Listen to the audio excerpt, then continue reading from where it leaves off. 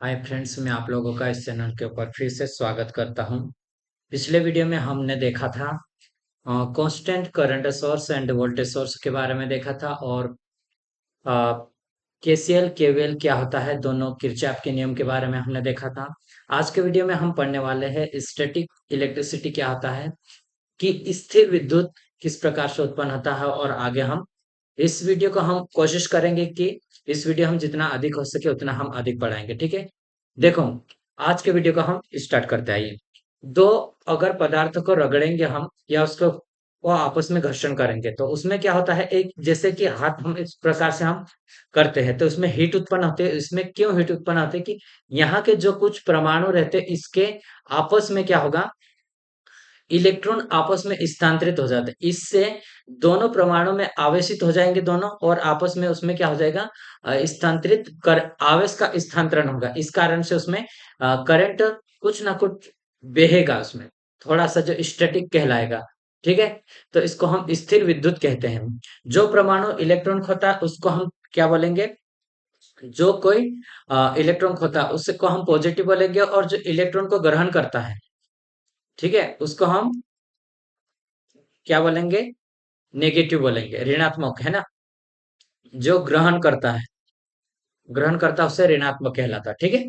तो ये भी आप याद रखिए, जो ग्रहण करता है उसे क्या बोल रहे हैं हम, ऋणात्मक कहेंगे, क्योंकि वो आपस में उधार ले रहा है इलेक्ट्रॉन्स को, ठीक है। और उस इलेक्ट्रॉन भी क्या रहता है, उसमें ऋणावेश रहता है, तो जितने ज्यादा वहां पे होंगे इतना ऋणावेश हो जाएगा वो, ठीक है। अगर हम आगे देखते हैं, स्थिर विद्युत का सिद्धांत का उपयोग कैपेसिटर में हम करते हैं, जैसे इलेक्ट्रोस्टैटिक प्रिंसिपल, ठीक है। स्थिर विद्युत कूलाम का नियम अगर हम देखते हैं, कूलाम का नियम क्या बोलता है। कूलाम के दो नियम है, इसमें पहला नियम देखते हैं हम क्या बोलता है ये, समान ध्रुव के आवेशों के मध्य प्रतिकर्षण बल लगेगा और असमान ध्रुवों के आवेशों के मध्य आकर्षण। जैसे कि इसमें समान ध्रुव क्या होगा, जैसे ये प्लस और प्लस, माइनस और ये माइनस, इनके बीच में क्या रहेगा, प्रतिकर्षण बल लगेगा। इसमें कौन सा बल, प्रतिकर्षण बल लगेगा। और माइनस प्लस और प्लस माइनस अगर होता है तो उसमें क्या होगा, यहाँ पर आकर्षण बल लगेगा। कौन सा बल लगेगा, आकर्षण का बल लगेगा यहाँ पर, ठीक है। ये कौन सा बल लग रहा है, आकर्षण बल। और दूसरे नियम की अगर हम बात करते हैं, दूसरा नियम, दो आवेशों के मध्य लगने वाला यह आकर्षण या प्रतिकर्षण बल उन आवेशों के परिणाम के गुणनफल के समानुपाती तथा उनके मध्य लगने वाले दूरी के वर्ग के व्युत्पन्न। जैसे कि मतलब ये फोर्स रहेगा बराबर में Q1 Q2 दोनों के गुणनफल के और उनके बीच में दूरी के स्क्वायर में रहेगा। जैसे मैं अगर आपको बताता हूं, ये हमारे पास एक आवेश, ये पॉजिटिव है और एक नेगेटिव। तो इसमें क्या हो रहा है, दोनों के बीच में आकर्षण का बल लगेगा, ठीक है, क्योंकि ये पॉजिटिव नेगेटिव है। और प्लस प्लस रहता तो ये प्रतिकर्षण बल है, माइनस माइनस रहता तो प्रतिकर्षण बल।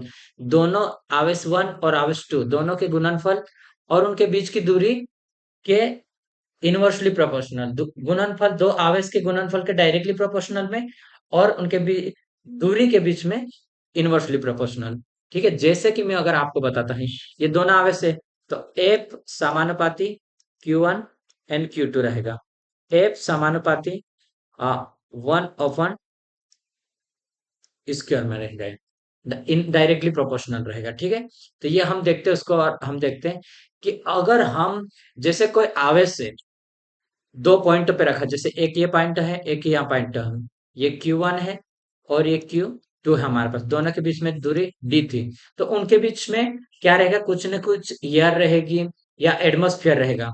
उसके कारण से उसका हम K से प्रदर्शित करेंगे, और K का मान ये रहेगा हमारे पास टोटल। इसमें क्या 1/4 पाई एप्सिलॉन 0 एप्सिलॉन R रहेगा, ठीक है। इसमें और Q1 प्लस Q1 Q2 बटे में DR, मतलब D का स्क्वायर, जो कि मतलब उनके बीच में दूरी है, ठीक है। अब इसमें मान हमें याद रखना है, एप्सिलॉन 0 का मान होता है एब्सोल्यूट परमेबिलिटी, जो कि 1 होता है, ठीक है। और इसका मान अगर ईयर में अगर बात करते हैं, ईयर की अगर बात करेंगे वैक्यूम की, तो इसमें क्या रहेगा 8.85 4 इंटू 10 की घात -12 फेराड पर मीटर होगी। और निरपेक्ष विद्युतशीलता, हवा या निर्वात, रिलेटिव परमेबिलिटी, इसका मान 1 रहता है। ठीक है, इसका मान माध्यम की आपेक्ष विद्युतशीलता है ये। ठीक है, इसका हवा में क्या रहेगा, रिलेटिव परमेबिलिटी का मान 1 होगा ये। ठीक है, अगर इन सब का मान अगर 1 मीटर डिस्टेंस के ऊपर रखते हैं हम इसको, तो यहाँ पे इसका मान हो जाएगा ये वाला। किसका मान हो रहा है ये, 1/4 पाई एप्सिलॉन 0 एप्सिलॉन आर का मान हो जाएगा 9 × 10 की घात 9 होगा। ठीक है, तो हम अगर के का मान नहीं याद रखते तो हम डायरेक्टली इसका मान रख के हम इसको निकाल सकते हैं। ठीक है, अगर हम इसका मान 1 कूलम रखा है, 1 कूलम, 2 का भी रखा और 1 मीटर की दूरी पे टोटल ये रहेगा, तो हमारे पास इसका आंसर ये हमारे पास आएगा। ठीक है, अब हम इसके बारे में कुछ और पढ़ते हैं। जैसे अगर दो समान आवेश को हवा में के मध्य में एक दूसरे से 1 मीटर की दूरी पे रखेंगे हम, तो उनके मध्य में कितना लग रहा है बल, 9 × 10 की घात 9 न्यूटन का बल या आकर्षण या प्रतिकर्षण बल लगेगा, जिस प्रकार से हम आवेश वहां पे रहेगा। ठीक है, तो ये हमारे पास विद्युतशीलता क्या होती है वो हम देखते हैं। विद्युतशीलता वह होती है जिसको हम परमेबिलिटी बोलते हैं। ठीक है, कि मध्यम का वह गुण जो दो आवेशों के मध्य लगने वाले बल के मान को प्रभावित करता है, मध्यम की परमेबिलिटी कहलाती है। क्या कहलाएगी, मध्यम की परमेबिलिटी कहलाती है। अगर रिलेटिव परमेबिलिटी की अगर हम बात करें तो रिलेटिव परमेबिलिटी क्या आती है, रिलेटिव डाइलेक्ट्रिक स्ट्रेंथ भी बोलते हैं इसको हम, आपेक्षिक विद्युतशीलता या परिविद्युत बोलेंगे। ठीक है, इसको अगर हम निकालेंगे तो रिलेटिव परमेबिलिटी निकालने के लिए हमें करना है परमेबिलिटी बटे एब्सोल्यूट परमेबिलिटी। ठीक है, रिलेटिव परमेबिलिटी निकालने के लिए अगर इसको हम ऐसे भी लिख सकते हैं, ये भी रिलेटिव परमेबिलिटी, ये फार्मूला भी आप याद रखिए, मोस्ट इंपोर्टेंट ये भी। ठीक है, अगर आप इसको भी याद रखते, अगर हम देखते हैं कुछ डाइलेक्ट्रिक कांस्टेंट या पराविद्युत की अपेक्षित विद्युतशीलता के बारे में, रिलेटिव परमेबिलिटी के बारे में अगर हम देखते हैं इसमें, तो कुछ ना कुछ उसमें क्या रहेगा कि उसका पॉइंटर है। जैसे कि वैक्यूम के ऊपर रिलेटिव परमेबिलिटी कितना रहता है, 1 हो जाएगी। बेकेलाइट में 5 है और ग्लास में 5 से 12 के बीच में रहते हैं। तो इनको भी आप मतलब ये मोस्ट इंपोर्टेंट है, इनको हम क्या करेंगे, एक एक याद कर लेना है। ठीक है, माइका में क्या हो जाएगा, 4 से लेकर 8 तक रहेगा। पेपर में कितना रहेगा, 2 से 3 तक रहेगा। और रबर के अंदर कितना रहेगा, 2.5 से 3 के बीच में रहेगा। मेटल में कैसा रहेगा, इन्फिनिटी रहेगा। ठीक है, मेटल में कैसा, इन्फिनिटी है ये। अब उसी प्रकार हम आवेश के बारे में, अगर आवेश हमारे पास दिया है, ठीक है, आवेश अगर दिया रहेगा तो उसको हम कैसे देखेंगे कि उनके बीच में दो आवेशों के मध्य अगर 1 मीटर से बढ़ाकर हम 4 मीटर कर देते हैं। ठीक है, दूरी को बढ़ा रहे हैं और आवेश को हम सेम रख रहे हैं, इसको कैसा रख रहे हैं, समान रख रहे हैं। ठीक है, अगर इसको हम बढ़ा रहे हैं तो क्या होता, जैसे 1 मीटर था तो हम 4 मीटर कर दिया हम। ठीक है, तो इसमें हम क्या करेंगे, जैसे फर्स्ट वाला तो ये हमारे पास एक समीकरण बन जाएगा, दूसरा वाला ये दूसरा एक समीकरण बना। तो दूसरा समीकरण हम ऐसे निकालेंगे, क्योंकि F2/F1 लिखना है, तो समीकरण 2/समीकरण 1 करेंगे हम इसको, इस तरह से हम करेंगे। ठीक है, ये वाला हमारा।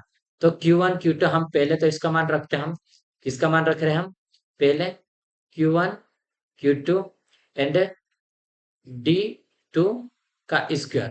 ठीक है, अगर हम इसको बटे में रखते हैं तो ये नीचे लिखना पड़ता है, लेकिन बटे को हम उल्टा करके हम इसको लिख रहे हैं। तो पहले क्या, ऊपर दूरी कर दिया हमने 1 का स्क्वायर में। ठीक है, और Q1 एंड Q2 कर दिया हमने। ठीक है, अगर हम इसमें क्या, जो जो सेम है, आवेश क्या हमारे पास सेम है, तो आवेश आवेश से ये कट जाएगी। अब बचेगा हमारे पास D1 स्क्वायर/D2 स्क्वायर में बचेगा। ठीक है, तो ये हमारे पास बचेगा। और अगर इसको इधर ले आते तो ये हमारे पास क्या है, अगर इनमें हम क्या करेंगे, बाद में मान रख लेंगे। D1 का मान क्या है, 1 है।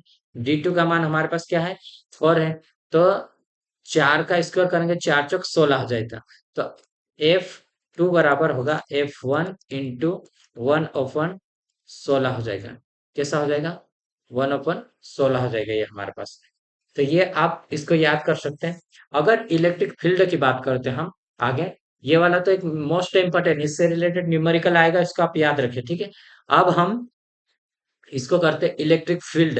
इलेक्ट्रिक फील्ड क्या कहलाएगा, इलेक्ट्रिक फील्ड मतलब एक आवेश के जितने चारों, जैसे ये आवेश को हमने प्लस आवेश इसको माना, इसके चारों ओर जितना भी एरिया है, ये वाला एरिया, जहां पे हम इलेक्ट्रिक फील्ड को महसूस कर सकते हैं, वो पूरा इलेक्ट्रिक फील्ड कहलाएगा। ठीक है, इलेक्ट्रिक लाइन्स उसमें जाएगी। तो ये रहेगा हमारे पास। अब हम देखते हैं इसमें, इसमें भी एक बार देख लेते हैं। ठीक है, ये वाला हमारे पास है। इसमें थ्योरी कुछ लिखे, इंपॉर्टेंट पॉइंट उसको देखते हैं हम। देख, इसमें एक बात ये भी हमें समझना है, इसमें क्या रहेगा कि जो धनात्मक आवेश है, धनात्मक आवेश विद्युत बल रेखा निकलती है उसमें उसमें से निकलती है, और ऋणात्मक आवेश से क्या रहेगी, प्रवेश करती है उसमें। ठीक है, तो इसको, ये पॉइंट आपको याद रखना है। अगर ये धनात्मक है, यहाँ से निकलेगी, क्योंकि ये आवेश को देगा दूसरी जगह। ठीक है, और दूसरा जो माइनस वाला है, माइनस में क्या है कि वो प्रवेश करते हैं, जैसे मैं पहले वाले वीडियो में आपको बताया था, वही वाला कॉन्सेप्ट है इसमें। ठीक है,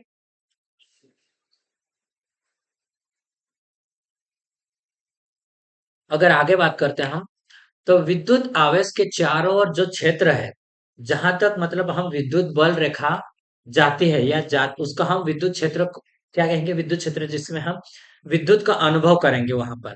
ठीक है, विद्युत बल रेखाएं चालक से प्रवाहित नहीं होती, ये चालक से प्रवाहित नहीं रहती, लेकिन जो आवेश उसके ऊपर रहेगा उसके आसपास रहेगी वो। ठीक है, विद्युत बल रेखा एक दूसरे को काटती नहीं, जैसे ये कंडक्टर हमारे ये, तो यहाँ से अंदर से होकर नहीं जाएगी, लेकिन ये इसके चारों ओर करंट बहने के कारण वो रहेगी। ठीक है, तो इसका आप याद रखना। नेक्स्ट अगर पॉइंट का हम इसको देखते हैं, हम इसमें क्या है देखो, इन विद्युत बल रेखाओं के मध्य यदि कोई माध्यम रख दे, तो उसके ऊपर क्या होगा, बल उस माध्यम में स्थिर तनाव डालेगा। क्या डालेगा, स्थिर तनाव डालेगा, और उसके मध्य में परमाणु से इलेक्ट्रॉन मुक्त हो जाता है, और वो माध्यम कैसा हो जाएगा, पंचर हो जाएगा वो। ठीक है, अगर हम विद्युत बल रेखाओं के में यदि कोई आवेश को रखते हैं, ठीक है, तो होगा। अब नेक्स्ट पॉइंट को देखते हैं, ये भी मोस्ट इंपोर्टेंट पॉइंट है, ये हमारा बेसिक पॉइंट के लिए है। बेसिक आपको याद रखना, इलेक्ट्रिक इंटेंसिटी क्या आती है, या इलेक्ट्रिक फील्ड, फील्ड इंटेंसिटी क्या आती है, फील्ड स्ट्रेंथ क्या आता है, इसको हम देखना है हमें। ठीक है, तो विद्युत क्षेत्र कहेंगे, विद्युत क्षेत्र की तीव्रता कह सकते हैं इसको हम।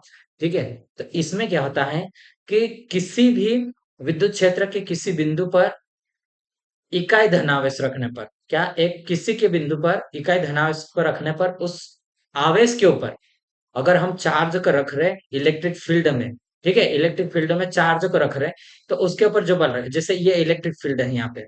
ठीक है, ये इलेक्ट्रिक फील्ड है यहाँ, ये पूरा यहाँ तक हमने पी, एक गुलाम यहाँ पे रखा, हम चार्ज पी को रखा। ठीक है, तो इसके ऊपर जो बल लग रहा है, उसको हम इलेक्ट्रिक इंटेंसिटी बोलेंगे, या फील्ड का स्ट्रेंथ, मतलब फील्ड की प्रबलता है, कि ताकत है फील्ड की, है ना, उसकी प्रबलता। तो इसको हम ई से प्रदर्शित करते हैं, ई से, और एफ बटे क्यू रहेगा। अगर इसकी यूनिट की बात करें, तो बल की यूनिट न्यूटन, और सी ये कूलाम की यूनिट है। तो इसकी यूनिट क्या है, फील्ड इंटेंसिटी की यूनिट अगर पूछते हैं, तो न्यूटन पर कूलाम कहा जाएगा। ठीक है, क्या अब इसमें भी बहुत सारे क्वेश्चन जो आईटीआई से रिलेटेड है, उसमें डायरेक्ट क्या पूछता है, हमारा यूनिट को पूछ लेगा, या उसकी डेफिनेशन पूछेगा। किसी विद्युत क्षेत्र में, मतलब किसी आवेश को रखने ऊपर जो बल लगता है, उसे क्या कहते हैं, तो उसको क्या बोले, विद्युत क्षेत्र की तीव्रता कहेंगे, या फिर फील्ड इंटेंसिटी कहेंगे हम। ठीक है, तो आप इसको भी याद रखिए।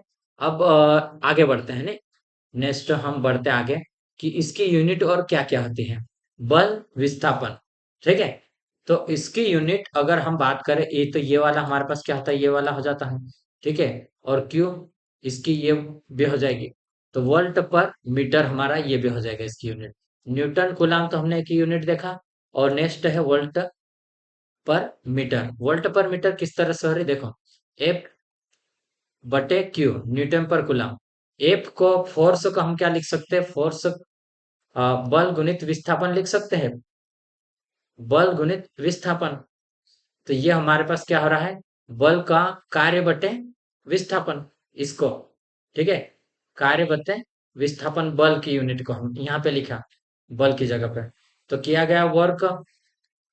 और इसके बराबर क्या होगा, मैं देखिए, जैसे कि यहाँ बताता हूँ, ई बराबर मैंने क्या लिखा, एफ बटे क्यू। और एफ के बराबर में क्या होता है, देखो, एफ के बराबर में होता है, बराबर एफ बराबर हो जाएगा, किया गया कार्य बटे डिस्टेंस। क्यों? क्योंकि हमारे पास किया गया कार्य क्या होता है, किया गया कार्य बराबर होता है फोर्स गुणित डिस्टेंस होता है।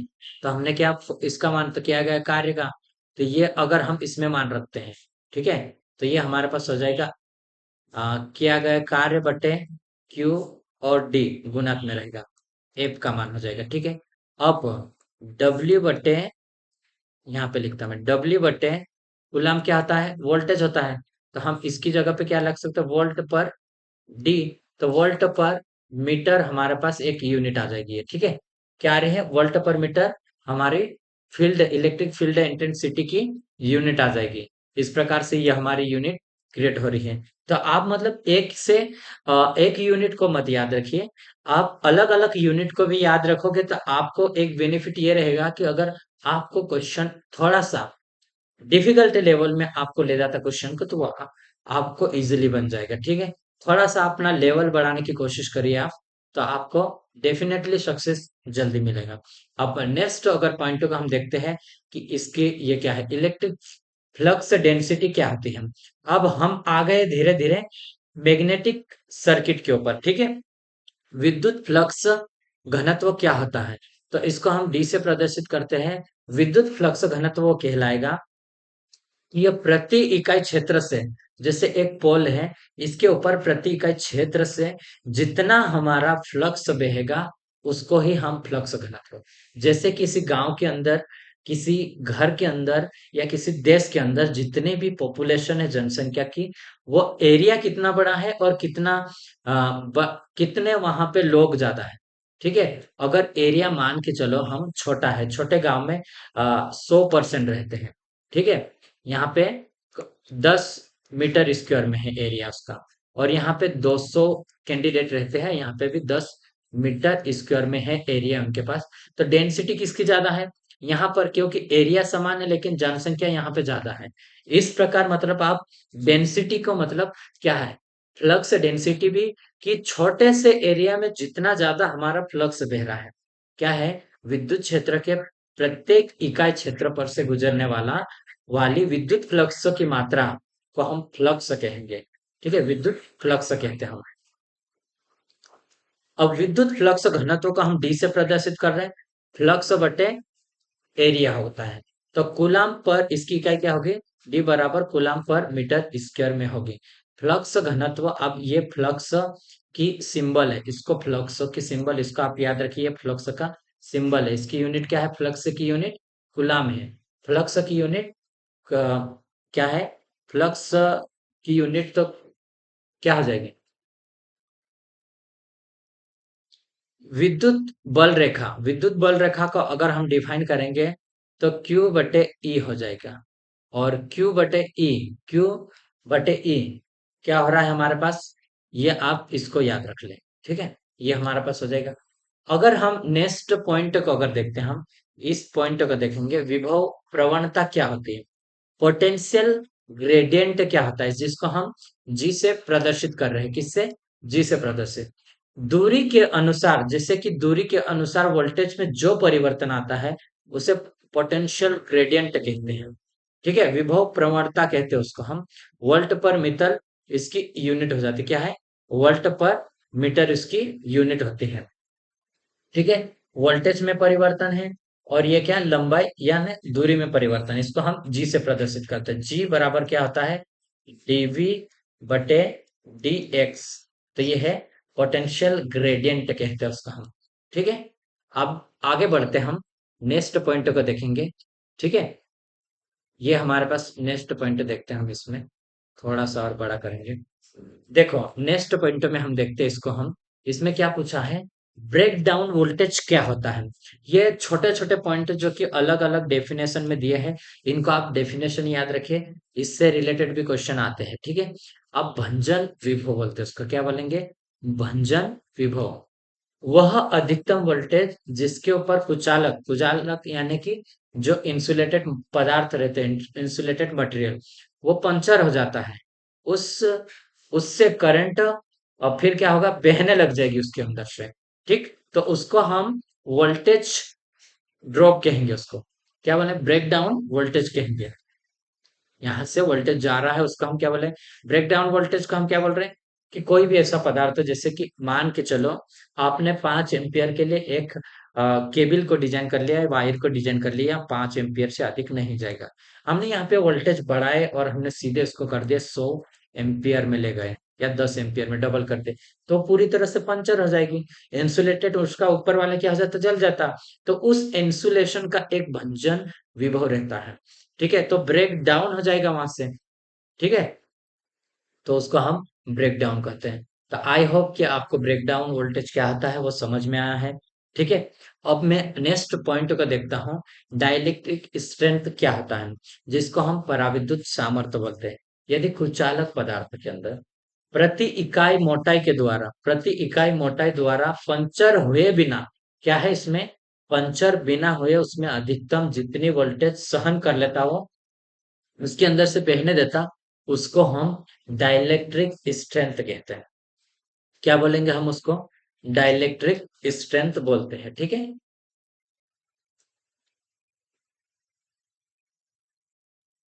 ये हमारे पास डाइलेक्ट्रिक स्ट्रेंथ हो गई, ठीक है। पराविद्युत सामर्थ्य क्या है, पराविद्युत सामर्थ्य ईयर में कितनी है, ईयर में 3 kV पर mm होता है, कितना है, 3 kV पर mm होता है, 30 kV पर सेंटीमीटर भी बोलते हैं इसको हम ईयर में, ठीक है। और ट्रांसफार्मर आयल का कितना रहता है, 3 kV mm पर या फिर 30 kV पर सेंटीमीटर होता है। तो इसको भी आप याद रखें कि हमारा ईयर का और वैक्यूम का कितना है, वैक्यूम का कितना है, इंफिनिटी है, इसको भी याद रखें, ठीक है। वैक्यूम का डाइलेक्ट्रिक स्ट्रेंथ कितना है ये पूछ सकता है, तो आप में भी पूछ सकते हैं, सेंटीमीटर में भी पूछ सकते हैं, ठीक है। और ग्लास का अगर पूछता है आपको, तो ग्लास का कितना है ये, देखो 12 से मान के चलो 100 kV पर रहेगा इसका। और माइका की अगर बात करें तो 20 से 200 kV पर रहेगा। और पेपर जो रहता है, पेपर का उसका 10 kV पर में रहेगा, या फिर इसको हम लिख सकते हैं 200 किलोवोल्ट सेंटीमीटर में। और रबर की अगर बात करते हैं तो 12 से 20 kV पर रहता है। अब जो डाइलेक्ट्रिक स्ट्रेंथ रहता है किसके किसके प्रभाव में आता है, तो ये रहता है आर्द्रता बढ़ने पर क्या होगा, हो जाएगा, डाइलेक्ट्रिक स्ट्रेंथ घट जाएगा जैसे आर्द्रता बढ़ेगी। और तापक्रम बढ़ने पर क्या होगा, तापक्रम बढ़ाने पर वो घट जाएगा, तापक्रम बढ़ाने पर घट जाएगा, ठीक है। अब यहाँ पे और मैं बताता हूँ, ये बहुत इंपॉर्टेंट पॉइंट्स को मैं लेकर आया हूँ, इसमें देखो, मैं यहाँ पे आपको कुचालक की मोटाई को अगर बढ़ाता हूँ, तो यहाँ पे भी अगर कुचालक की मोटाई बढ़ेगी तो जो डाइलेक्ट्रिक स्ट्रेंथ क्या होगा, वो कम हो जाएगा। इसके शेप के ऊपर भी डिपेंड करेगा कि इसके ऊपर आकृति किस प्रकार की बनी है, स्मूथ रहेगा तो वो ठीक रहेगा, ठीक है। अब मैं आपको एक और बात करता हूँ, जैसे कि कोई चालक है, खोखले चालक, धातु के ठोस या खोखले आवेशित गोले पर विभव का मान कैसा होता है, या फिर फ्लक्स का मान, विद्युत क्षेत्र का मान, इंटेंसिटी का मान कितना होता है, उसको हम देखते हैं। देखो एक यहाँ पर एक ये गोला है, ठीक है, ये क्या है, एक गोला है, इसके अंदर से आवेश क्या करते हैं, इसके ऊपर से होकर बहते हैं, ठीक है। अंदर आवेश जीरो रहता है, विद्युत फ्लक्स भी इसमें जीरो रहता है, विद्युत क्षेत्र की तीव्रता भी इसमें जीरो रहती है। तो आप तीनों पॉइंटों को आप ध्यान रखें कि आवेश का मान जीरो है, ठीक है, किसका मान, आवेश का मान इसमें जीरो है, और विद्युत फ्लक्स का मान इसमें जीरो है। एक पॉइंट ये हो गया, एक दूसरा पॉइंट ये, और तीसरा पॉइंट ये मैं लिखता हूं, ये तीव्रता किसकी, विद्युत क्षेत्र की तीव्रता भी इसमें क्या रहता है, इंटरनल में जीरो होगा।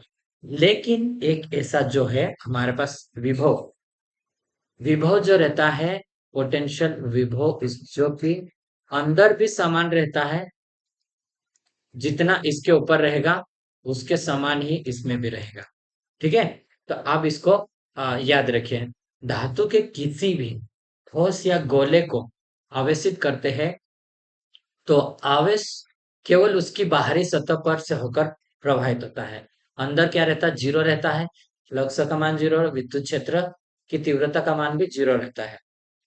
लेकिन मैंने आपको बोला था गोले के अंदर और बाहर जो विभव रहेगा, ये विभव बोलते हैं उसको हम, वोल्टेज वो समान रहता है, ठीक है। इसमें एक पॉइंट मैंने आपको रखा है इसमें जो इम्पोर्टेंट है, इसको भी याद रखें। कॉपर का परमाणु क्रमांक क्या है? तो कॉपर का परमाणु क्रमांक होता है 29। कितना होता है? 29 होता है कॉपर का परमाणु क्रमांक। और ये अलग अलग कैसे बढ़ता है? के, एल, एम और एन, ये तीन जो रहते हैं, जैसे कि ये क्या है? नाभिक। एक ये हो गया, दो, तीन, ऐसे अलग अलग लेयर रहते हैं, उसमें इलेक्ट्रॉन क्या रहते हैं? घूमते, जैसे कि इसमें कितने? दो इलेक्ट्रॉन घूमेंगे, ठीक है। और इसमें आठ। एक ये हो गया, दो, तीन, चार, चार के बाद ये पांच, छ, छह के बाद ये सात और ये आठ। इस प्रकार मतलब आगे बढ़ते जाती है और वहां पे इलेक्ट्रॉन कक्षा में घूमते हैं। तो आप कॉपर का परमाणु क्रमांक याद रखना, 29 है ये, मोस्ट इम्पोर्टेंट है। अब हम देखेंगे, देखो इलेक्ट्रोस्टैटिक हमने देख लिया। उसके बाद अब हम देखेंगे इसके, किसके बारे में देखेंगे हम? इसके हम कैपेसिटर के बारे में देखेंगे, ठीक है। किसमें कैपेसिटर क्या होता है? कैपेसिटर, देखो कैपेसिटर ये होता है कि दो प्लेट लेंगे हम, जैसे दो चालक प्लेट ये वाले रख ले और यहाँ पे और ये एक ऐसा वायरिंग, इसके बीच में डाइलेक्ट्रिक स्ट्रेंथ अगर रख सकते हैं हम, जो भी, जैसे माइका का रख सकते हैं, माइका का, ऐसे अलग अलग मटेरियल का हम अलग अलग कैपेसिटर को बनाते हैं। इसमें जिस प्रकार का हम मटेरियल रखते हैं उससे उसका नाम दे देते हैं, ठीक है। दो प्लेट को हमने लिया, जैसे कि ये ए वाली है और ये बी वाली। तो इसमें क्या रहता है, जैसे हम करंट को बहेंगे तो उसमें करंट क्या रहता है? सबसे आगे चलेगा, करंट सबसे आगे चलेगा। वोल्टेज को पीछे रखते हुए वो करंट ऐसा आगे चलता है, इस प्रकार से। यहाँ पे करंट आगे 90 डिग्री आगे चलेगा वोल्टेज का, ठीक है। किसका? वोल्टेज का 90 डिग्री आगे चलेगा ये हमारे पास। तो ये हमारे पास जो रहता है कैपेसिटर, कैपेसिटर में दो चालक प्लेट के बीच में हम डाइलेक्ट्रिक स्ट्रेंथ को रखेंगे, या फिर हम इसको माइका रख के हम कैपेसिटर को बनाते हैं। कैपेसिटर की आवश्यकता क्यों पड़ी? जैसे कि दो चालक प्लेट के मध्य में हमने दो चालक प्लेट रखे और कैपेसिटर बनाया। कैपेसिटर में आवेश को संग्रहित करने की क्षमता को हम कैपेसिटर का कैपेसिटेंस कहेंगे। क्या कहेंगे? कैपेसिटर का, कैपेसिटर मतलब संधारित्र को, धारिता कहते हैं उसको। जो संधारित्र को हिंदी में इसको कैपेसिटर को क्या बोलेंगे? संधारित्र। और जितना आवेश ग्रहण करने की क्षमता क्या रहेगी उसमें? धारिता कहते हैं उसको, ठीक है। क्या कहेंगे? धारिता। और कैपेसिटर के प्लेट पर स्टोर आवेश उसकी प्लेटों के मध्य विभवांतर के समानुपाती रहता है। कैसा? जो प्लेट रहेगा उसके विभवांतर, जो वोल्टेज, जितना वोल्टेज में परिवर्तन रहेगा उसमें उसमें आवेश भी उतना ही उसमें स्टोर होगा, ठीक है। तो ये डायरेक्टली प्रोपोर्शनल रहता। अगर प्रोपोर्शनलिटी को अगर हटाते और बराबर करते तो यहाँ पे दोनों के बीच में क्या आता? सी, जो कांस्टेंट रहेगा ये, ठीक है। इसको तो हम सी के बराबर में लिख सकते हैं क्यू बटे वी लिख सकते हैं। और इसकी यूनिट क्या हो सकती है यहाँ पे? कूलाम पर वोल्ट भी हो सकते हैं, या फिर फेरड इसकी यूनिट, जिस साइंटिस्ट ने ऐसे खोजा उसका नाम से हमने इसकी यूनिट भी रख लिया, फेरड इसकी इकाई। तो इसकी इकाई मैंने कैपेसिटर की इकाई कितनी बोला? दो बता दिया मैंने आपको। कूलाम पर वोल्टेज इज इक्वल टू में क्या रहेगा? फेरड। तो आपको ऑप्शन में दोनों में से कोई भी एक दे सकता है और कैपेसिटर के यूनिट पूछ सकता है, ठीक है। अब हम देखेंगे कैपेसिटर की यूनिट के अकॉर्डिंग हमने इसके और भी निकाला। जैसे मैंने क्या बोला था, फेरड के बराबर क्यू बटे, क्या हो रहा है? क्यू बटे वोल्ट है ना। तो यहाँ पर क्यू के बराबर में ये मान हो सकता है, ये मान रहता है, जैसे हमने पहले वीडियो में पढ़ा था, बेसिक इलेक्ट्रिकल में पढ़ा था हम ना। तो 6.25 into 10 to the power 18 electron से रहते, इतने मतलब एक आवेश के अंदर इतने इलेक्ट्रॉन बहते हैं, ठीक है। तो इस इलेक्ट्रॉन के बराबर वोल्टेज भी आपको ऑप्शन में दे दिया। अगर हमारा कूलम ने दिया और ये दे देता, हमें याद होना चाहिए, ठीक है। हम कैपेसिटर की यूनिट के बारे में देखते हैं। कैपेसिटर की यूनिट में क्या रहता? अलग अलग यूनिट रहती है इसकी, जैसे कि माइक्रोफेरड रहती, नैनोफेरड रहती, पिकोफेरड रहती। तो ये कैसी रहती है? जैसे फेरड क्या है कि बड़ी यूनिट है, तो इसलिए हम क्या करें, छोटी यूनिट को कन्वर्ट में करने के लिए हम क्या करें, जैसे 10 की घात 6 करा हमने, तो ये माइक्रोफेरड में हो गई, ठीक है। 10 की घात -6 फेरड भी लिख सकते हैं अपन, या फिर इसको हम कैसे लिख रखे, फेरड में लिख लिया ना। किस में लिखे? एक माइक्रोफेराड लिखे इसको हम। इसी प्रकार इसको नैनोफेराड में 10 की घात 9 लिखा हमने। इसको कैसा लिखा? 10 की घात 9 लिख दिया हमने यहाँ पे। ठीक है, फेराड हो गया। और पिको फेराड में 10 की घात 12 माइनस के ये 12 है। ठीक है, किसके है? माइनस के 12 है। तो ये अलग अलग यूनिट का आप कन्वर्ट करना भी आप सीख सकते हैं। ठीक है, इसको हम एक यूनिट, एक पिको फेराड के बराबर ये होगा, एक नैनो फेराड के, एक माइक्रो फेराड के बराबर ये होगा। ठीक है, यदि कैपेसिटर को सप्लाई वोल्टेज को दुगनी कर दी जाए, तो उसके प्लेट के ऊपर जो आवेश भी कैसे हो जाएंगे? दुगने हो जाएंगे। क्यों? क्योंकि मैंने आपको बोला था जो आवेश रहता है वोल्टेज के डायरेक्टली प्रोपोर्शनल रहता है। ठीक है, वोल्टेज में अगर परिवर्तन रहता है, जैसे लोड, जैसे फैन अलग अलग कोई दूसरा सप्लाई कनेक्ट कर दिया तो उसके ऊपर क्या रहता है? ज्यादा लोड पड़ेगा।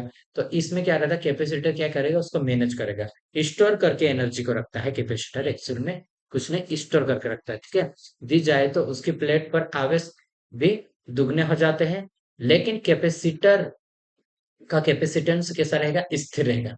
कैपेसिटर का कैपेसिटेंस स्थिर रहेगा। कैपेसिटर में दो चालक प्लेट का यूज करने से उसका कैपेसिटेंस कैसा होता है? बढ़ जाएगा। अगर हम कंडक्टर का यूज करें दो प्लेट के लिए, ठीक है, इन प्लेटों के लिए, तो इनके बीच में जो कैपेसिटर की जो कैपेसिटी है वो क्या होगी? बढ़ जाएगी। ठीक है, कैपेसिटर की चालक प्लेटों को ग्राउंड करने पर, अगर हम उसको ग्राउंड करते हैं, तब भी ये कैपेसिटेंस, उसकी धारिता, ठीक है, धारिता बोलते हैं जिसको हम, ठीक है, वो क्या होगी? बढ़ जाएगी। कैपेसिटर की प्लेट्स के मध्य पराविद्युत माध्यम रखने पर कैपेसिटेंस बढ़ता है। कैसे? कैपेसिटर की प्लेट के मध्य अगर हम डाइलेक्ट्रिक स्ट्रेंथ को रखते हैं तो उसका मान बढ़ जाएगा, कैपेसिटर का मान। ठीक है, और कैपेसिटर में आवेश पराविद्युत माध्यम में स्टोर होता है। कहाँ पे? आपको अगर पूछा जाता है कि कैपेसिटर के अंदर आवेश कहाँ पर स्टोर होता है, तो ये कहाँ पर स्टोर हो रहा है? पराविद्युत माध्यम में स्टोर होता है। ठीक है, तो इसको भी आप याद रखें। और समांतर प्लेट कैपेसिटर का कैपेसिटेंस अगर हम निकालते हैं, धारिता का मान, तो वो किस प्रकार से निकालेंगे? तो C बराबर होता है एप्सिलॉन A बटे D रहता है। अगर जो प्लेट हमारी ये है, ठीक है, ये प्लेट है, अगर इसका एरिया हम बढ़ाते तो डायरेक्टली कैपेसिटर का मान भी बढ़ जाएगा।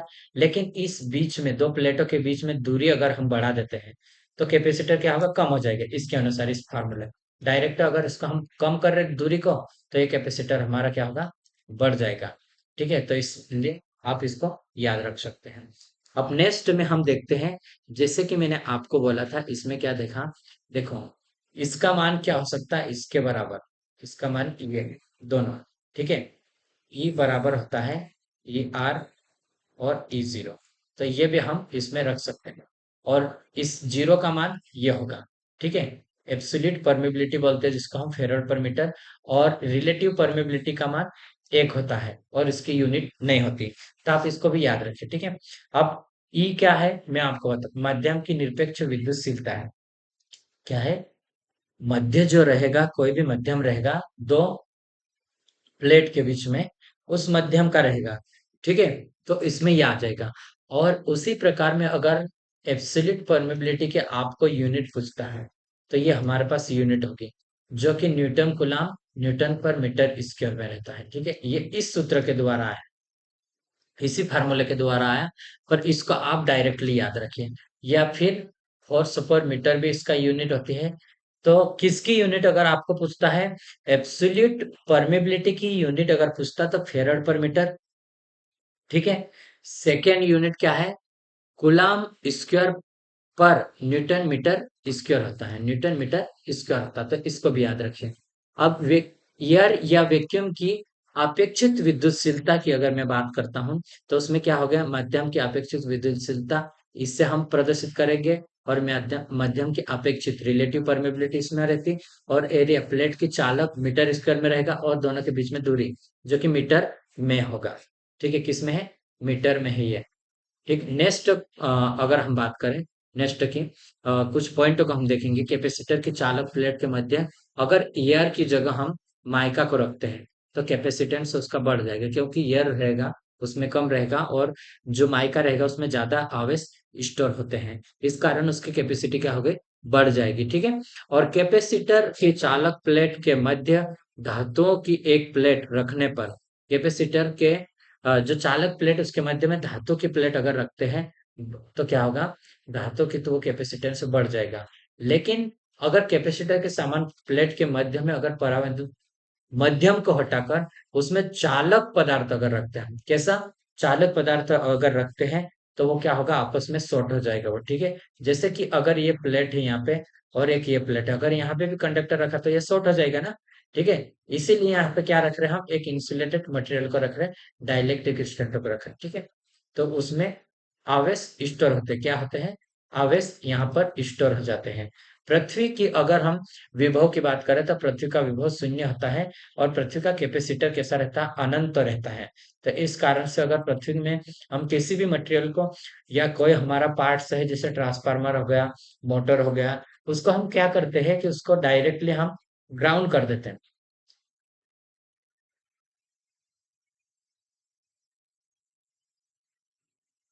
ग्राउंड हम इसलिए करते हैं कि जैसे ही वहां पर अगर कोई इलेक्ट्रिकल फ्लो या लीकेज होता है तो वो क्या होगा कि पृथ्वी में चला जाता है, इसलिए हम उसको ग्राउंड करते हैं, ठीक है। अब ठोस डाइलेक्ट्रिक पदार्थ, इसमें देखो पॉइंट, ठोस डाइलेक्ट्रिक पदार्थ वाले कैपेसिटर का यूज करते हैं क्योंकि वायु कैपेसिटर की तुलना में ये छोटे हैं, ठोस डाइलेक्ट्रिक वाले। और वायु कैपेसिटर हम जब उसको हम बोलेंगे गैंग कैपेसिटर बोलते हैं, वायु का जो बनाया जाता है उसको हम गैंग कैपेसिटर बोलते हैं। इसको गैंग कैपेसिटर क्या होता है वो मैं आपको बताता हूँ, ये भी आईएमपी है जो क्वेश्चन पूछा जाता है, ठीक है। एयर कैपेसिटर होते हैं कैसे, वायु से जो बनाया जाता है, मतलब उसके बीच दो प्लेट रहेगी, ये प्लेट है उसमें हम कुछ नहीं रखेंगे, यहाँ पर एयर रहेगी, ठीक है। यहाँ पर क्या रहेगी, एयर रहेगी, तो उसको हम गैंग कैपेसिटर बोलते हैं। इनके मानों को आसानी से हम क्या कर सकते हैं, परिवर्तित कर सकते हैं, अर्थात वेरिएबल कैपेसिटर होता है, इसका यूज हम रेडियो सर्किट में करते हैं, टनल सर्किट में यूज करते हैं, ठीक है। तो ये गैंग कैपेसिटर के बारे में आपको बताया। अब आइसोलेटेड स्फीयर कैपेसिटर क्या होता है, आइसोलेटेड, तो विलगित गोले की धारिता होती है इसमें, कैसी रहती है, विलगित एक गोला है ये, इस प्रकार की धारिता रहती है, तो इसको आप ये याद रखें, केवल सूत्र इसका याद रखें, ठीक है। तो इसमें न्यूमेरिकल थोड़े से आ सकते हैं इससे रिलेटेड, कि हम इसको किस तरह से हम करेंगे वो, ठीक है। अब मैं दिखाता हूँ आपको सीरीज के अंदर अगर हम कैपेसिटर को कनेक्ट करते हैं, जैसे कि ये सीरीज में कैपेसिटर को हमने करा, एक ये वाला है, एक कैपेसिटर ये है, एक कैपेसिटर ये है और एक कैपेसिटर ये है, और यहाँ से हमने सप्लाई दी, ठीक है। ये C1 है और ये C2 और ये C3 है, ठीक है। C1 C2 एंड C3 हमारे पास, ठीक है। अगर हमें पूछा सीरीज में, यहाँ पे क्या रहेगा, आवेश का मान तो क्या रहेगा, Q तो सेम रहेगा ना यहाँ पे, लेकिन वोल्टेज यहाँ पे अलग V1 रहेगा, यहाँ पे V2 एंड V3 और V जितना देंगे हम, ठीक है। तो क्या आता है, वोल्टेज हमारा V बराबर रहता है V1 plus V2 plus and V3, ये एक हमारा पास ये हो गया। लेकिन मैंने क्या बोला था, Q बराबर CV होता है, तो V का मान रखने के लिए V बराबर क्या हो जाएगा, Q बटे C हो जाएगा, अलग अलग के लिए अलग अलग है इसके लिए, तो Q बटे C होगा, 1 के लिए Q बटे C1 प्लस Q बटे C2 प्लस Q बटे C3, और आवेश तो हमारा सेम है ना, अगर इसको हम कॉमन लेते हैं, Q को हमने कॉमन ले इधर, तो 1/C1 प्लस, ठीक है, इसको मैं थोड़ा सा और ऊपर करूँ, ये 1/C2 एंड 1/C3, और Q बटे C बराबर में रहते, Q से Q कट जाएगा, तो ये हमारे पास आ जाएगा, ये 1/C बराबर में ये रहेगा, ठीक है। तो ये हमारे पास हो जाएगी, ये इस प्रकार से है, ये इससे ये वाला मान रखा, इससे ये और इससे ये वाला मान रखा, और हमने क्या करा यहाँ पे ये, और Q से Q हमारा काटा, और ये हमारे पास फाइनली ये बनेगा, ठीक है। अगर हमारे पास जैसे अलग अलग, जैसे कि कैपेसिटर का मान, कैपेसिटर एक ये है और कैपेसिटर एक ये है, दो, मैंने 10 फेराड का कैपेसिटर रखा और ये 20 का रखा, तो आपस में ये क्या होगा, अगर इसको इक्विवेलेंट निकालना है तो 1/10 करेंगे प्लस में 1/20, इसको करके हल निकाल लेंगे हम, ठीक है। जबकि हम रेजिस्टेंस में क्या करते थे, आर इक्विवेलेंट निकालने के लिए R1 प्लस R2 कर लेते थे, इस प्रकार अलग अलग करते थे, तो ऐसे ही मतलब अलग अलग रहता है, ठीक है। तो ये हमारे पास हो जाएंगे। अब मैं आगे बात करता हूँ। नेक्स्ट में देखो, श्रेणी क्रम में अगर हम कैपेसिटर को जोड़ते हैं तो उसमें आवेश का मान कैसा रहता है, समान रहता है। मैंने पहले आपको बोला, जिस कैपेसिटर का कैपेसिटेंस सबसे कम होता है, कैसा, जिस कैपेसिटर के अंदर अगर कैपेसिटर कैसा है, सबसे कम है, उसमें वोल्टेज ड्रॉप सबसे ज्यादा रहेगा। क्यों? क्योंकि मैंने ये बोला था Q बराबर CV होता है। अगर वोल्टेज का मान निकालने के लिए C बटे Q रहेगा, तो Q का मान कैसा, वोल्टेज का मान इसमें क्या बोल रहा है, कैपेसिटर में वोल्टेज ड्रॉप सबसे ज्यादा है, जिस कैपेसिटर के कैपेसिटेंस सबसे कम होता है, अगर कम है तो वोल्टेज ड्रॉप इसमें ज्यादा रहेगा। समझ रहे, इसी फार्मूला का है, आप याद रखें तो इसमें हो जाएगा।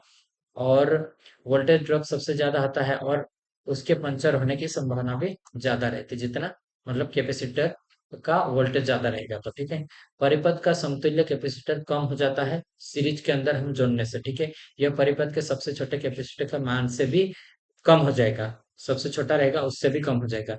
इससे रिलेटेड हम कुछ न्यूमेरिकल को करेंगे, ठीक है। जैसे मैं आपको बताता हूँ, जैसे एक ये न्यूमेरिकल है, इसमें हम सीरीज के अंदर 3 माइक्रोफेरड का है और ये 6 माइक्रोफेरड का है ना, ये 6 माइक्रोफेरड का है और ये 4 माइक्रोफेरड का है। तो मैंने आपको बोला था ये वाला फार्मूला लगेगा, ठीक है। समतुल्य कैपेसिटर ए और बी के बीच में निकालना है, यहाँ से यहाँ हमें निकालना है, ठीक है। तो दोनों के बीच में अगर हम निकालते हैं तो हम किस प्रकार से निकाल सकते हैं, देखो। इसमें हम क्या करेंगे, 1/C ही रहेगा ये।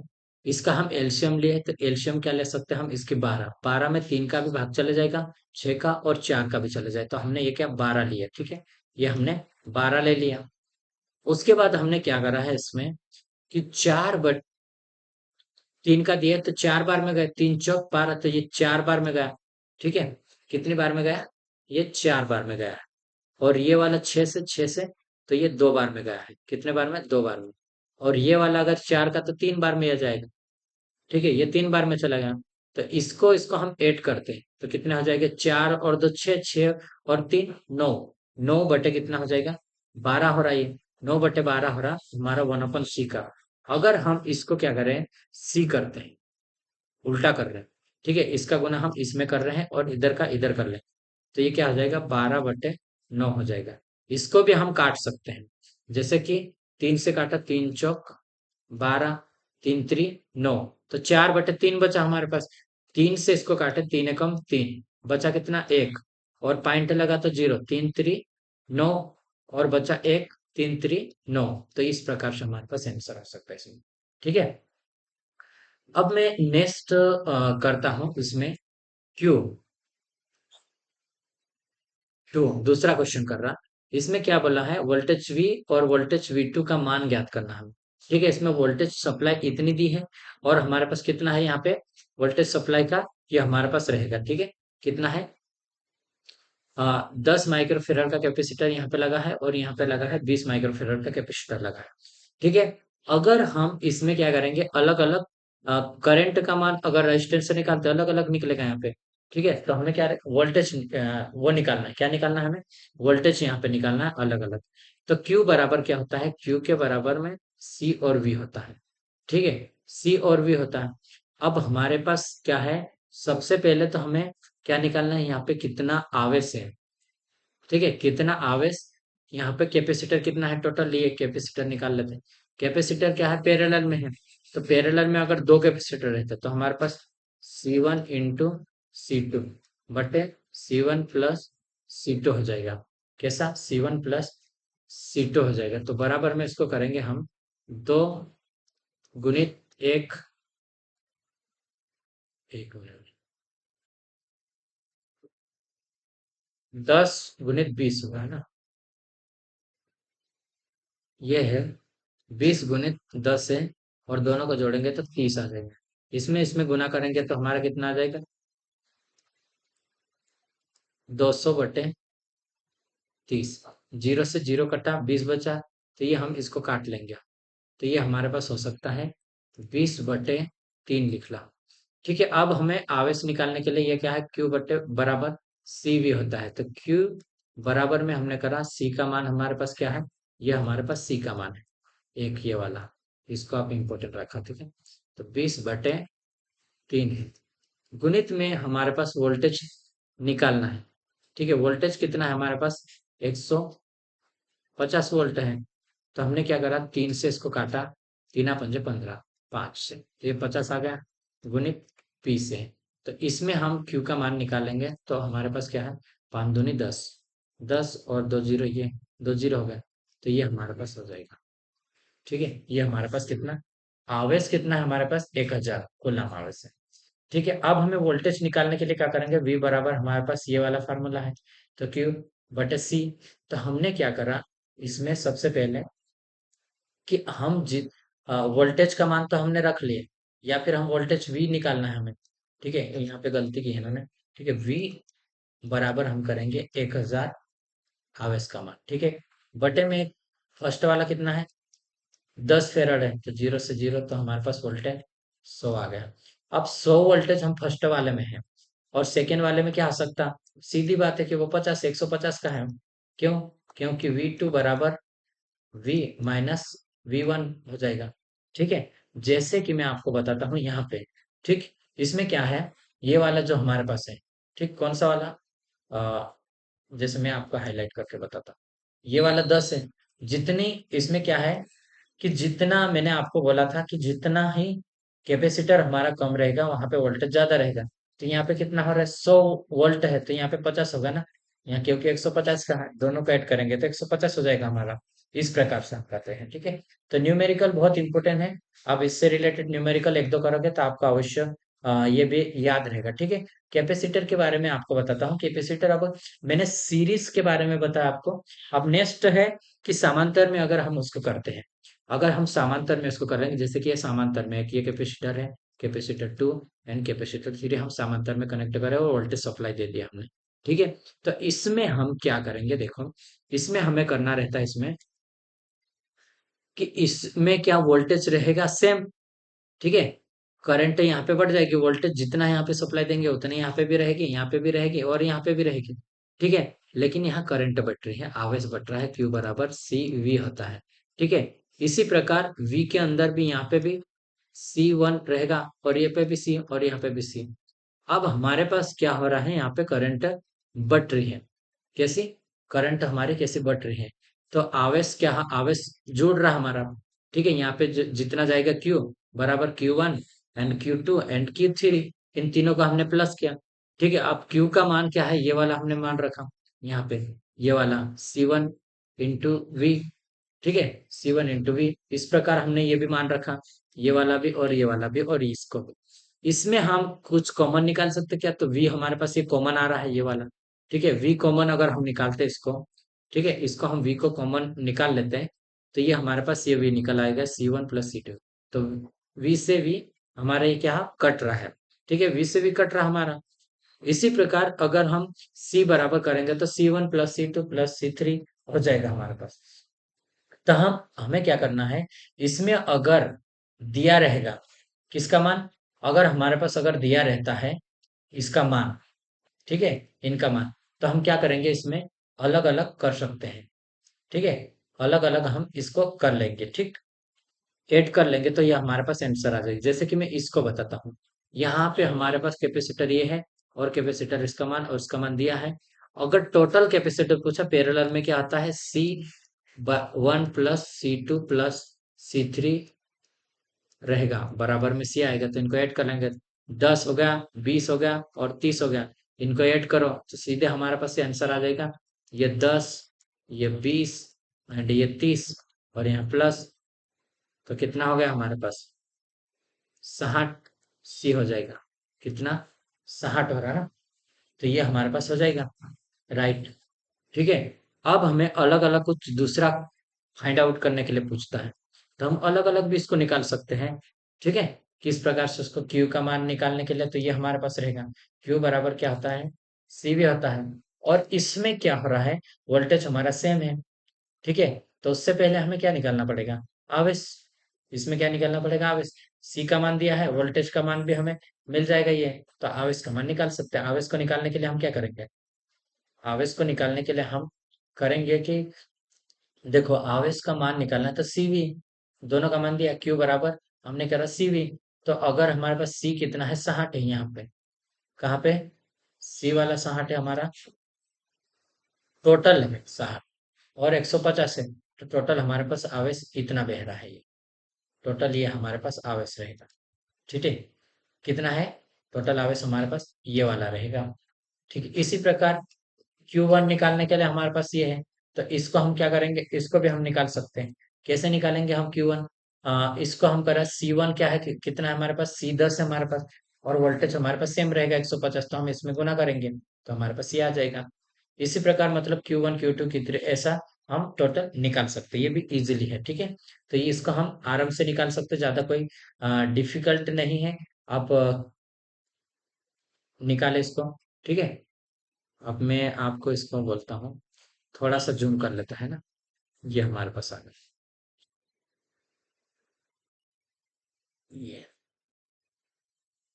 ठीक है, आई होप कि आपको क्लियर विजिबिलिटी होगी। ठीक है, अब समांतर क्रम में प्रत्येक कैपेसिटर में वोल्टेज का मान कैसा आता है, समान आता है। थ्योरी में केवल वही जो मैंने एक्सप्लेन करा ना, वही वही मिला आपका। ठीक है, समांतर क्रम में सभी कैपेसिटर का चार्ज का मान कैसा अलग अलग रहता है, सभी कैपेसिटर में चार्ज जो आवेश रहता है वो अलग अलग रहता है। ठीक है, समांतर क्रम में आवेश कैसे है, जुड़ जाते हैं, जैसे Q1 plus Q2 plus Q3 ऐसे जुड़ रहे हैं ना। इसमें वोल्टेज तो हमारा सेम है, लेकिन ये जुड़ रहे हैं हमारे पास। ठीक है, ये अलग अलग हमारे पास हो गया, ये ए पॉइंट है और ये हमारे पास बी पॉइंट है। C1 एंड C2 दोनों का हम करेंगे इसको, तो कितने, चार चार है ये टोटल, तो चार और चार कैसे हो जाएंगे, सीरीज में है तो ये 4/2 हो जाएंगे, और ये हमारे पास दो आंसर रहेगा इधर। तो एक कैपेसिटर ऐसा बन जाएगा यहाँ पे, और ये वाले हट जाएंगे। ठीक है, तो समांतर में कैसे, ये दो है और ये चार है, तो आपस में कैसे जुड़ जाएंगे ये फिर। सी निकालने के लिए इक्विवेलेंट है C1 प्लस C2 हो जाएंगे, तो 2 प्लस 4 होगा, तो ये 6 हमारे पास सी आएंगे। तो ये वाला हमारे पास पूरा टोटल 6 आ जाएंगे। पहले कैसा था, ये कैसा है, सीरीज में पहले ये वाला है, उसको हमने निकाला, इसको इसके यूज करके फिर इसका यूज करा हमने। ठीक है, अब नेक्स्ट क्वेश्चन और है हमारे पास, ये कैसे है, ये भी हमारे पास एक तरह से समांतर में, जैसे मैंने सीरीज में करा था ऐसे ही। तो समांतर में क्या रहता है, आपस में हम जोड़ देते हैं। ठीक है, C बराबर होता है C1 plus C2 plus C3 होता है। ठीक है, कैसा होता है, C1 plus C2 and C3 होता है। तो हम इससे निकाल लेंगे इसको। ठीक है, तो हम इसको 12 12 है टोटल, तो ये 12, ये 12 और ये 12, टोटल 12 36 माइक्रोफेराड हमारा आंसर आ जाएगा इसमें। ठीक है, नेक्स्ट अगर ये क्वेश्चन हमारे पास ये है, इसमें भी हम कर सकते हैं। ये सीरीज में है, सीरीज में क्या आता है, जैसे 200 है, 200 है तो सीरीज में क्या आधा हो जाएगा, तो इसका तो ये 100 हो रहा हमारे पास। ठीक है, इधर भी 100 है। ठीक, यहाँ पे क्या होगा, एक सॉरी, ये क्या है, कैपेसिटर 100 का है, फिर इधर एक 100 का कैपेसिटर है, और यहाँ पे एक कैपेसिटर है इसमें, ये कैपेसिटर 100 और 100 समांतर में कितने, 200 हो जाएंगे, और यहाँ पे कितने हो जाएंगे, 100 है, 100 पिको फेराड है ना। समांतर में कैसे, क्यों 100 हो रहा है, क्योंकि C1 प्लस C2 होते हैं समांतर में, इसको हम जोड़ दिए तो कैसा हो जाएगा, आप ये आगे, जैसे मैंने आपको बोलते हैं यहाँ पे, एक कैपेसिटर हमारा, एक कैपेसिटर ये है और एक कैपेसिटर ये है, तो यहाँ पे 100 का है और यहाँ पे 200 का। अब ये कैसे है, हमारे अभी सीरीज में है, सीरीज में क्या करेंगे, हम अलग उसको निकालेंगे, C इंटू 200, इन दोनों को जोड़ेंगे तो 300 हो जाएंगे। 2 जीरो से 2 जीरो कटा, 2 का इसमें गुना, तो 200/3 हमारे पास आएंगे आंसर। ठीक है, देखो ये 200/3 है, तो इसको हम काटेंगे तो ये वाला हमारे पास आ जाएगा राइट आंसर में। ठीक है, तो इस प्रकार से हम इसको करेंगे। अब हम देखते हैं कैपेसिटर को स्टोर है, कैपेसिटर इलेक्ट्रिक एनर्जी को स्टोर करता है, वो कैसे स्टोर करेगा उसके बारे में हम देखते हैं। कैपेसिटर में इलेक्ट्रोस्टैटिक स्ट्रेस स्थिर रहता है, विद्युत तनाव के कारण पराविद्युत माध्यम में विद्युत ऊर्जा स्टोर होती है, इसमें कैसी विद्युत ऊर्जा स्टोर होती है, तो उसको आप इस फार्मूले से याद करते हैं। ठीक है, ई एनर्जी जो रहेगी 1/2 CV² रहती है। ठीक है, कैसे, CV² में आएगा।